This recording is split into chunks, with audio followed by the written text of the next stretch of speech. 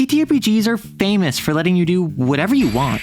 Being constrained only by your imagination, they're the ultimate expression of player agency. So what happens if you take away that agency and force players to adhere to an increasingly complicated set of rules? You tell them, you're not the hero, you're disposable. You're not alive, you're a program. You're a synthetic operator. Oh, that's the name of the game, Pog! Hey, I'm Arrow. I've reached my directives to deliver you only the finest of slop. My very own AI, but like the cool AI where it's robots with guns and one-liners, not data centers that are ruining both the environment and the economy. Because, I don't need a prompt to make something terrible. I can do that all by myself. In Synthop, you play as a synthetic. In the city of Caldon, where this game takes place, there are 3 types of synthetics. Robots are modern day, like in real life, automation tools. They have a flowchart or behavior tree dictating literally every decision they can make. Think video game NPCs. Outside of the specified actions coded into them, they are nothing. They're machines, robots. On the opposite extreme are artificial sentients. These are classic sci-fi characters. iRobot Sunny, the Iron Giant, all of the Transformers. I mean, they're technically aliens, but you get what I mean. AS are effectively people with autonomy, agency, free will, who just happen to be made of metal and silicon. They have biases, they get emotional, they make mistakes as they pursue their dreams. Who knows? They might even have souls. Then between these two is your artificial intelligence. Synthop's AI is distinct from both robots and AS. AI can engage in critical thinking outside of its intended function, adapting unlike robots. But unlike AS, AI has limitations on how far that critical thinking goes. It doesn't have self-determination, it has to adhere to its programming. It is intelligence, not sentience. And in Synthop, that's what you play. An AI facsimile of a person, shackled to your manufacturer Syncotech, and sent off to engage in corporate espionage, political intrigue, and cyber warfare, all in service of the bottom line. This is a TTRPG where you can't do anything you want. You are constrained by company-mandated directives that force or forbid certain actions. You have no agency. Now be a good asset and return a dividend on Syncotech's investment. As a system, Synthop has 3 main stats called your operations: bend, crush, and slip. Whenever you attempt an action that would require a roll, you can choose if you want to bend, crush, or slip. And I mean that literally. You phrase what you want to do as, I bend them to my will, I crush them with overwhelming firepower, I slip past some guards undetected. And each of these operations represents a different die pool. One of them is your function, the thing you're designed to do. Anytime you roll for your function, you get a pool of 3d6. Then you roll them, and each 4+ is a success. Another operation is your vestige, something you're only partially compatible with your core system. It gets 1d6 whenever you make an operation roll for it. Then you have your jury rig. This operation is so removed from your core functionality that you need ad hoc solutions just to attempt it. It gets 0 dice. However, that just means you roll 2d6 and take the lower number. So you still get to roll it, it's just less likely than even your vestige. But you're an AI, and what self-respecting AI doesn't kit them out with awesome prototypes? You start with one installed by your manufacturer Syncotech and associated with your function. It is a specialty it's designed to assist with, like force or precision. Whenever you make an operation roll, you can add 1 more d6 for every prototype whose specialty lines up with that action. For instance, if my prototype's specialty is force and I'm punching you, I can add 1 die to that attack. However, you can only add up to 3 prototypes to a single roll because, quote, further bonuses are outside of your programming. Syncotech sucks! Speaking of programming, you have rules you need to follow as an AI. Regulations. These are sets of commandments, laws of robotics you might say, that every robot and AI has to follow. Your player character cannot take actions that violate them. Enemy AI characters cannot take actions that would violate them. Artificial sentients cannot artificial sentients kind of have to be able to violate them, because that's the whole self-determination thing is kind of entirely dependent on them overriding their programming. If a regulation is, say, synthetics cannot kill organics, what do you do if an organic opens fire at you?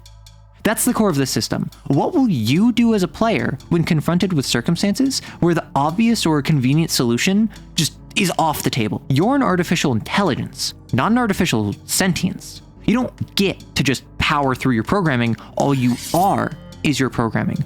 So you have to figure out how to deal with that organic shooting at you in a way that doesn't kill them. Do you just walk up and knock them out? Do you shoot their gun out of their hand? Do you drop a smoke grenade and run?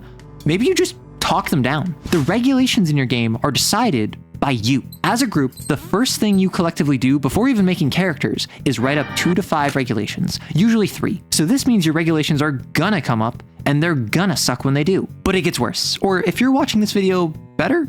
I don't know. The sci-fi puppy girls in my audience really like being told what to do, so this is right up their alley. I think they're just a vocal minority, but at this point, I'm too scared to ask. Bark in the comments if that describes you, I guess. On top of your regulations, you have directives. Regulations affect every synthetic outside of artificial sentience.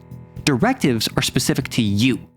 Every prototype you have comes with a corresponding directive. Prototypes are how you increase your operation rolls. The higher your operation rolls, the easier time you have working around your regulations. But now you have to worry about directives. So in trying to subvert your regulations, you walked right into a nest of directives, and these are tied to manufacturers. So you have corporations telling you what to do, which often conflicts with what regulations are telling you not to do, and then eventually you're gonna have a situation where a directive is telling you to do one thing, a regulation is telling you not to do that thing, and then you just... But how do you actually play the game? Synthop is divided into missions, 1 to 3 session-long arcs revolving around a single objective. Steal the briefcase, destroy the prototype, bug the director's laptop. Imagine each mission is an episode of a TV show where each has an arc and a cycle of tension, but isn't intended to overstay its welcome. However, each mission is more complicated than just one objective. The GM assigns 1 or more parameters to the mission in something I call and, but, or. Steal the briefcase and make sure it's unlocked. Destroy the prototype, but you can't be seen doing it. Bug the director's laptop, or record her confession on site. You might even combine these together, with a more complicated mission objective being something like steal the briefcase and destroy the prototype, but only after bugging the director's laptop or recording her confession on site. Though that feels more like a tie-in movie than a single episode. After the mission is over, you always get an advancement. That's the equivalent of leveling up in the system. And if you manage to complete the mission's objective while adhering to its parameters, the and, but, or, you get a second advancement. But here's the kicker. You are to follow your objectives, as well as its parameters, to the letter, much like regulations. For you are an AI. This is your prompt, so to speak. Your goal is to follow it literally, which means you can get up to some shenanigans. Let's take the prompt, destroy the prototype, but you can't be seen doing it, as an example. Following it to the letter, you can reasonably argue there's nothing stopping you from being seen before or after destroying the prototype, so long as you're not visible during the destruction process. There's nothing saying you can't be heard destroying the prototype. And how complete does the destruction really need to be? Clearly, your employer intended for you to render the prototype inoperable without being noticed on site. But that wasn't what the instructions were, so it's not tied to your advancements. The only thing that matters for your advancements is, did you complete the objective while adhering to the letter of its parameters, not the spirit? Now, consider the narrative implications. You, as an AI, are obligated to go off on a mission for Syncotech to represent the interests of those contracting you. You don't get to refuse missions, no matter how dangerous or impossible they are. Even if you can skirt the rules of your mission objectives and parameters, is it really a good idea to piss off the people who choose what your next mission will be, even if you can very reasonably say, well, I followed the instructions I was given. So what's a mission look like? I am so glad you asked. First up is your briefing. Your employer tells you what you'll be doing, that's the and, but, or. They also say when you'll be doing it, which is never enough time, and where it is, which is the mission area. Questions like, who is involved, or how should you do it, are circumstantial. If your employer likes you, they'll probably tell you. If not, tough luck, Buttercup. Oh, sorry, you wanted to know why you're doing this? A hammer does not need to be told why it strikes a nail. After your briefing is something I like to call the jumpstart, which makes sure you hit the ground running when you actually start playing. Every player says one thing they do to start the mission. They acquire some weapons, stake out a location, interrogate a witness, then they just do it. Your characters are competent. They, assuming they don't hit outside interference, will just accomplish the mission without issue. That's not dramatic though, so the camera doesn't focus on that. It's only after everyone accomplishes something as a part of their jumpstart that the group collectively encounters a road bump. The players, all working together, agree what went wrong. An NPC betrayed them, the cops are on their tail, their contact never showed up. This dovetails into some adversarial force learning the players are on this mission.